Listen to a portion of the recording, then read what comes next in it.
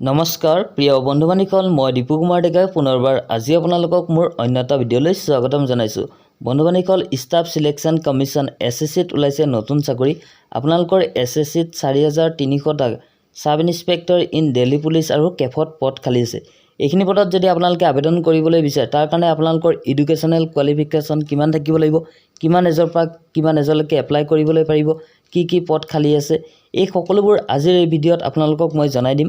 গতিকে যিসকল বন্ধু-বান্ধৱীয়ে মোৰ ভিডিঅ'টি প্ৰথমবাৰৰ কাৰণে চাই আছে তেওঁলোকে ভিডিঅ'ত প্ৰথমতে লাইক কৰি চেনেলটো ছাবস্ক্ৰাইব কৰিব আৰু কাষত থকা বেল আইকনটো প্ৰেছ কৰি ৰাখিব। গতিকে বন্ধু-বান্ধৱীসকল, আজিৰ ভিডিঅ'টো আৰম্ভ কৰিছোঁ। প্ৰথমতে আপোনালোকে মোৰ ভিডিঅ'ৰ ডেছক্ৰিপশ্যন বক্সত থকা লিংকত ক্লিক কৰি আপোনালোকে এইখন পেজত আহিব পাৰিব। ইয়াত অহাৰ পাছত আপোনালোকে দেখিব পাইছে আপোনালোকৰ ইয়াত 4300টা sub inspector in Delhi police আৰু কেফত পদ খালী আছে।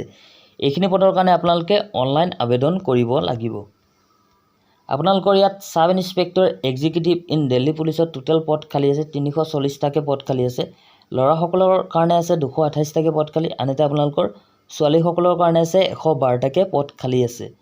এইখিনি পদ যদি আপোনালোকে ডিপাৰ্টমেণ্ট ৱাইজত ভাগ কৰে তেন্তে অপেন ল'ৰাসকলৰ কাৰণে আছে 180টাকৈ পদ খালী, অপেন ছোৱালীসকলৰ কাৰণে আছে 112টাকৈ পদ খালী, এক্স ছাৰ্ভিচমেনসকলৰ কাৰণে আছে 13টাকৈ পদ খালী, এক্স ছাৰ্ভিচমেন স্পেচিয়েল কেটেগৰীত থকাসকলৰ কাৰণে আছে 12টাকৈ পদ খালী। তাৰপিছত আপোনালোকৰ ডিপাৰ্টমেণ্টেল কেণ্ডিডেটসকলৰ কাৰণে আছে 23টাকৈ পদ খালী। টোটেল আপোনালোকৰ সাব ইন্সপেক্টৰ ইন দিল্লী পুলিচত 340টাকৈ পদ খালী আছে। তাৰপিছত আপোনালোকৰ সাব ইন্সপেক্টৰ জিডি ইন কেফত টোটেল পদ খালী আছে 3960টাকৈ পদ খালী আছে। ল'ৰাসকলৰ কাৰণে আছে 3791টাকৈ পদ খালী, ছোৱালীসকলৰ কাৰণে আছে 169টাকৈ পদ খালী। এইখিনি পদ যদি আপোনালোকে ডিপাৰ্টমেণ্ট ৱাইজত ভাগ কৰে তেন্তে BSFত আপোনালোকৰ 353টাকৈ পদ খালী আছে।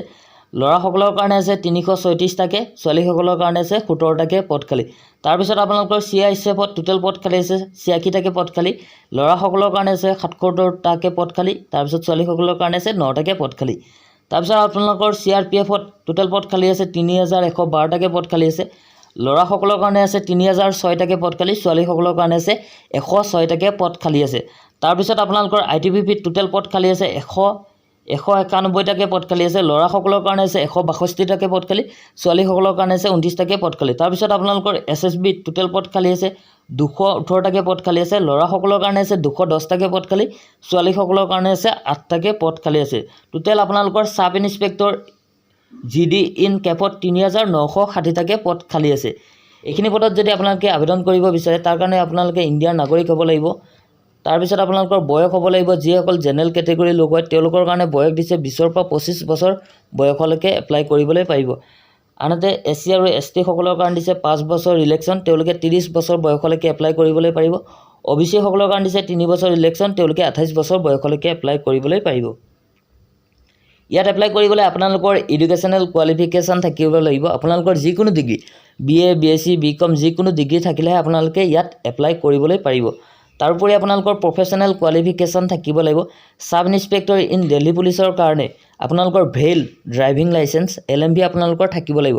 আনহাতে যদি আপোনালোকে কেফত এপ্লাই কৰে তেন্তে আপোনালোকৰ ড্ৰাইভিং লাইচেঞ্চ নাথাকিলেও আপোনালোকে এপ্লাই কৰিবলৈ পাৰিব।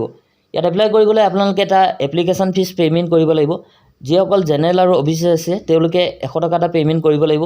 ওমেন SC ST PWD আৰু ESM সকলে পে' কৰিব নালাগে। এই টকাটো আপোনালোকে SBI challan, net banking, visa card, master card, RuPay card, debit card থৈ আপোনালোকে পে'মেণ্ট কৰিব পাৰিব।